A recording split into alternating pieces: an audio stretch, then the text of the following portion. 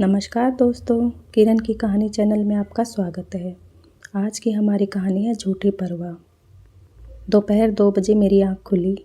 उनंदी आँखों से सामने टंगी घड़ी पर नज़र डाली। आज फिर मैंने कॉलेज की छुट्टी कर ली। इंजीनियरिंग का मेरा अंतिम वर्ष है, पर कॉलेज जाने की मेरी इच्छा ही नहीं होती।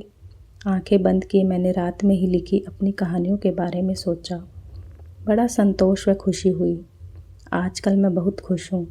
मैं कविताएं तो 4-5 सालों से एक डायरी में लिख रहा था, पर एक दिन जब मैंने सोशल मीडिया पर अपनी कुछ कविताएं पोस्ट कर दी और मुझे अच्छा रिस्पॉन्स मिला, तो मेरे उत्साह की कोई सीमा न रही। मैंने अपना पेज भी बना लिया।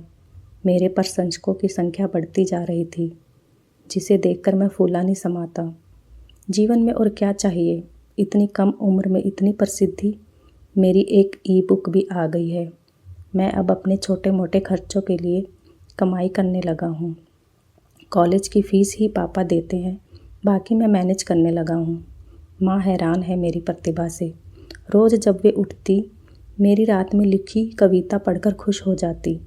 पापा इंजीनियरिंग पूरी करने के लिए बहुत दबाव डाल रहे हैं, पर मेरा मन तो अब कविताओं में ही रमता था। कुछ साल पहले मैंने इन सब की कल्पना भी नहीं की थी। मुझसे 5 साल छोटा मेरा भाई आशीष जब कहता है कि अमन भैया, आपके पेज को कितने लाइक्स मिल चुके हैं, कितने फैंस हैं आपके, तो मैं गर्व से तन जाता। मैंने लेटे लेटे फ़ोन पर फेसबुक खोला। वाह, रात 3 बजे कविताएं पोस्ट करके सोया था। इतने लाइक्स और कमेंट्स। मैं खुशी से भर उठा। माँ को बताऊंगा कितनी खुश होंगी। आजकल मैं माँ सीरीज़ पर कविताएं लिख रहा हूँ। बहुत पसंद की जा रही हैं। मैंने फिर टाइम देखा। अभी तो माँ लंच करके सो रही होंगी। मैंने अपना मेल भी चेक किया। यह है क्या? माँ ने मुझे मेल लिखा है, वो भी इतना लंबा। पर क्यों? दूसरे बेडरूम में लेटी माँ को मुझे मेल भेजने की क्या ज़रूरत है? माँ भी ना आजकल बीमारी में लेटे लेटे बोल रही होंगी। कुछ भी लिख दिया होगा। पढ़ता हूँ। जैसे जैसे मैंने माँ का मेल पढ़ना शुरू किया, मेरी सारी सस्ती हवा हो गई। मैं बेड से टेक लगाकर उठकर बैठ गया। लिखा था, सुबह नहाकर निकली, इतने में ही थकान हो गई थी। बेड पर लेटकर आज उदास मन से बहुत कुछ सोचती रही। बहुत अजीब सी तबीयत है, आराम की ज़रूरत सुबह सुबह ही महसूस हो गई। दिल की मरीज़ हो गई हूँ। अब अपना ध्यान भी खुद ही रखना पड़ता है। 56 साल की उम्र में दिल धोखा दे जाएगा, यह कब सोचा था। मैं तो इतनी फिट थी कि अपने स्टेमिना पर खुद ही हैरान हो जाती थी। अब लेटी तो पिछले महीने की वो रात फिर याद आ गई, जब रात 1 बजे सांस लेने में परेशानी हो गई थी। एक चीख सी निकली थी, तो बराबर में सोए सुनील की भी आंखें खुल गई थी। उस दिन मौत मुझे छूकर गुजर गई थी, ऐसा महसूस किया था मैंने। सुनील और तुमने फ़ौरन हॉस्पिटल पहुंचा दिया था। सांसें अभी लिखी थी तो बच गई हूँ फिलहाल, पर कितने दिन पता नहीं। रिपोर्ट्स देखकर तो सब हैरान ही रह गए थे कि मेरा हार्ट सिर्फ 30% काम कर रहा था। डॉक्टर्स ने कहा है कि अगले 3 महीने निकल गए तो पेसमेकर लगा देंगे। ठीक है, अब जैसा किस्मत में होगा हो ही जाएगा। तुम और आशीष मुझे रेस्ट करने के लिए कहते हो। डॉक्टर्स ने भी थका देने वाले काम मना किए हैं। सब परिचित रिश्तेदार देखने आकर वापस जा चुके हैं। खाना बनाने के लिए अच्छी मेड मिली नहीं, बस साफ़ सफाई करने वाली रमाबाई से मिलकर काम चला रही हूँ। लेकिन आज तुम्हें बताना चाहती हूँ कि इस गृहस्थी को संभालने में मैंने सालों लगा दिए हैं, पर आज मेरी ज़रूरत के समय मुझे तुम लोगों से जिस केयर और सहयोग की आशा थी, वह मैं तलाशती ही रह जाती हूँ। मैंने आज सुबह फेसबुक देखा तो तुम्हारी रात की लिखी हुई कविता दिखी। काफ़ी लाइक्स और कमेंट थे। तुम रात भर जाग जाग कर कविताएँ लिखते हो, दिन भर सोते हो। तुमने अपना अजीब सा रूटीन बना लिया है। बातें भी खूब बड़ी बड़ी करते हो। आज तुम्हारी माँ सीरीज़ की कविता मैंने भी पढ़ी तो मुझे व्यंग्यपूर्ण हंसी सी आ गई। माँ के त्याग ममता से भरी कविता, पर यथार्थ की दुनिया में तुम्हारे जीवन में तुम्हारे लफ्ज़ों में क्या मायने हैं। कल मुझे कह रहे थे, माँ मैं आजकल मदर की फीलिंग्स पर सीरीज़ लिख रहा हूँ, आपको डेडिकेट करूँगा। मैंने प्रत्यक्ष खुशी दिखाई। माँ हूँ ना, मेरा काम ही है बच्चों की खुशी में खुश रहने की कोशिश करना। पर मन आहत है मेरा, क्योंकि सच तो यह है कि मुझे इस समय तुम्हारे बड़े बड़े शब्दों में पिरोई गई कविता नहीं, तुम्हारा प्यार और साथ चाहिए। इस समय मुझे माँ सीरीज़ में ऑनलाइन प्यार नहीं, तेरे तन मन को अपनी देख रेख से सुकून पहुँचाता है। मेरी बीमारी में मेरा ध्यान रखता हुआ बेटा चाहिए। एक ही फ्लैट में मैं पूरा दिन अपने रूम से न निकलकर कविताओं के संसार में डूबे रहना, दिन भर सोते रहना। शाम होते होते माँ आप आराम कर रही हैं ना, अपना ध्यान रख रही हैं ना, we need you, take care कहते बेटे की माँ के लिए अपने प्यार का ढिंढोरा पीटते शब्द नहीं चाहिए। मुझे इस समय उभरते प्रतिभावान कवि को दरकिनार रखकर एक बेटे की देखरेख चाहिए, जो यह देख ले कि मैं नहाकर निकली तो कितनी थकी हुई थी। मुझे कुछ फल या जूस दे दे, मेरे हाथ से मेरा टावल लेकर तार पर टांग दे, मुझे ज़बरदस्ती लिटा दे। सुनील टूर पर है, आशीष लापरवाह व आत्म केंद्रित है, पर तुम तो भावुक हो, तभी तो तुम इतनी गहरी कविताएं लिख पाते हो। पर क्या जो गहरे शब्दों में खुद को डुबा देते हो, असल ज़िंदगी में एक ही घर में रहकर अपनी माँ के दुख दर्द तुम तक नहीं पहुँच पाते, या वे अनसुना कर देते हैं? मुझे नहीं पता कि मेरा कितना जीवन है। अब बस यही चाहती हूँ कि इन दिनों मेरा बेटा बस यह देख ले कि मैंने कुछ खाया भी है या नहीं, दवाई ली या नहीं। कभी वो मुझे अपने हाथों से कोई फल काट कर दे दे, कभी मेरे पास यूं ही लेटा रहे, कभी अपने अनाड़ी हाथों से ज़बरदस्ती कुछ बनाकर मुझे खिलाए, कभी यह कह दे कि माँ बस आप आराम करो, जिससे आप जल्दी ठीक हो जाओ, काम तो हम दोनों भाई मिलकर कर लेंगे। लेकिन तुम दोनों तो अक्सर सोए रहते हो या लैपटॉप पर होते हो, डोरबेल होने पर भी मैं ही उठती हूँ। तुम्हें पता है कभी कभी तो मुझसे उठा भी नहीं जाता, मन अपने बेटों की आवाज़ें देता रह जाता है।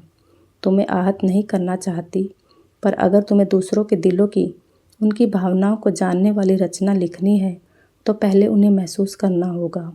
तुम्हारी माँ पर लिखी कविताएं मेरे दिल को नहीं छूती, मैं उन्हें शब्द समझकर पढ़ती हूँ और भूल जाती हूँ, तब वे किसी और को क्या छू पाएंगे। ऊंचाइयों को छूने के लिए अभी तुम्हें अपनी ठोस पकड़ बनानी है, शाब्दिक नहीं, हकीकत में दुनिया महसूस करनी है, अपने आसपास की दुनिया के दुख दर्द महसूस करने हैं। क्या तुम्हारे शब्द पाठक को छू पाएंगे, जब तुम्हारी अपनी अस्वस्थ माँ अपनी कोमल भावनाओं को तुम्हारे साथ बांटने का इंतज़ार करती रह जाती है। मैं चाहती हूँ कि एक मशहूर कवि बनने से पहले तुम ऐसा बेटा बन जाओ कि अपनी माँ की अनकही बातें भी समझ सको, कल्पनाओं में नहीं हकीकत में। विधाता ने नारी मन को जटिल तो बहुत बनाया है, पर इतना भी नहीं कि कोई बेटा चाहे तो इसे जान न पाए। तुम्हें आहत नहीं करना चाहती, पर अगर तुम्हें दूसरों के दिलों को, उनकी भावनाओं को छू जाने वाली रचनाएं लिखनी है तो पहले उन्हें महसूस करना होगा। तुम्हारी माँ पर लिखी कविताएं मेरे दिल को नहीं छू पाती, मैं उन्हें शब्द समझकर पढ़ती हूँ और भूल जाती हूँ, तब वे किसी और को क्या छू पाएंगे।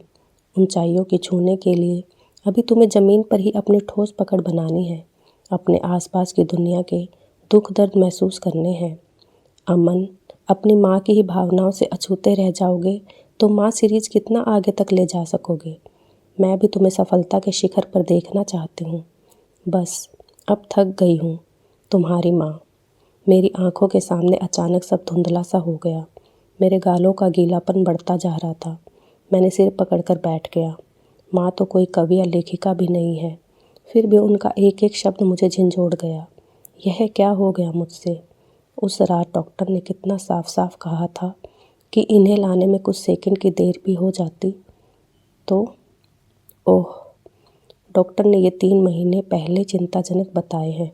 माँ बहुत बीमार है, पापा को मीटिंग के लिए टूर पर जाना पड़ा है, आशीष मस्त मौला है, और मैं क्या करता हूँ उनके लिए। रात को जाकर माँ पर लंबी लंबी कविताएं लिखता हूँ, दिन भर सोता हूँ, शाम से रात तक इस फील्ड में आगे बढ़ने के लिए अपने नए कवि मित्रों के साथ किसी कैफ़े में बैठकर विचार विमर्श करता हूँ। रात को आता हूँ तो माँ जितना भी बना पाती है कभी खा लेता हूँ, कभी पसंद ना आने पर आशीष और मैं बाहर से ऑर्डर कर कुछ मंगवा लेते हैं। माँ थकी सी वह खाना उठाकर फ्रिज में रख देती है और शायद अगले दिन वही खा लेती है। मैं शर्मिंदगी के अथाह सागर में डूबता जा रहा था। माँ को तो आराम करना है, पर कैसे करेंगी वे आराम। मैं उनका हालचाल पूछकर अपनी कविताओं में डूब जाता हूँ। क्या कर रहा हूँ मैं। एक ही फ्लैट के दूसरे बेडरूम में लेटी अपनी अस्वस्थ माँ से इतना दूर हूँ मैं कि आज उन्हें अपने मन की बातें शेयर करने के लिए मुझे मेल लिखना पड़ा। लानत है मुझ पर, मैंने बराबर में सोए आशीष पर नज़र डाली। यह भी क्या सीखेगा मुझसे, सबसे दूर अपने रूम में अकेले जीना। मैंने धीरे से जाकर माँ के बेडरूम का दरवाज़ा खोलकर झाँका। माँ सो रही थी। फिर पूरे घर पर नज़र डाली। सब अस्त व्यस्त था, हर कोना बिखरा हुआ। माँ को कैसे चैन आता होगा जब घर की यह हालत देखती होंगी। मेरी रुलाई फूट पड़ी। कितना दुख होता होगा उन्हें। 2 युवा बेटों के होते हुए उनके साथ कोई नहीं, कोई आराम नहीं। किसी को पता नहीं कि वे अपने लिए क्या बनाती हैं, क्या खाती हैं। आजकल कितनी चुप रहने लगी हैं। फ्रिज खोलकर देखा, कोई फल नहीं है घर में। माँ को फल कितने पसंद हैं। वॉशिंग मशीन के पास कपड़ों का ढेर लगा था। 2 दिन पहले माँ ने मशीन चलाई थी। कपड़े सुखाने में ही हाफ गई थी। माँ, मुझे याद आया जब शाम की माँ थकी सी हाथ में कपड़े लेकर अचानक चेयर पर बैठ गई थी। मैं उस समय माँ पर ही कविता तो लिख रहा था। मैंने क्यों नहीं उनके हाथ से कपड़े लेकर उन्हें लिटा दिया। माँ के मेल का एक एक शब्द मेरे दिमाग में हथौड़े की तरह बज रहा था। फ्रेश होकर मैंने उनके लिए उनकी पसंद की अदरक वाली चाय बनाई। पहली बार इस बीमारी में उनके लिए कुछ किया। मन पता नहीं कैसा हो रहा था। मैंने 1 गिलास पानी, चाय, कुछ बिस्किट ट्रे में रखे और उनके रूम में पहुंचा। मेरी आहट से माँ ने आंखें खोल दी। माँ से नज़र मिली तो खुद को रोक नहीं पाया और ट्रे एक तरफ रखकर उनके पास लेटकर उनसे लिपट कर ज़ोर से रो पड़ा। मेरा रोम रोम सॉरी कह रहा था। माँ तो माँ है ना, सब समझ गई थी। उन्होंने जैसे ही मेरा सिर सहलाया, मैंने भी महसूस कर लिया कि माँ ने मुझे माफ़ कर दिया। वे समझ गई है कि मैं अपनी गलती महसूस कर चुका हूँ। उनके पास अपनी दुनिया में खोया हुआ एक कवि नहीं, उनका बेटा लेटा था। वे यही तो नहीं चाहती थी ना। बस इतनी सी बात मैं समझ नहीं पाया था। हम दोनों ने एक शब्द भी नहीं कहा था, पर दोनों एक दूसरे की भावनाओं महसूस कर रहे थे। इस मौन में बड़ा स्नेह, शांति, ममता थी। मैं इस मौन से अभिभूत होता चला गया था। हम दोनों की ही आंखों से माँ बेटे के प्रेम की अविरल गंगा की गंगोत्री जैसे निःशब्द बहती चली जा रही थी। तो दोस्तों, आपको हमारी ये कहानी कैसी लगी? प्लीज़ चैनल को सब्सक्राइब ज़रूर करें। धन्यवाद।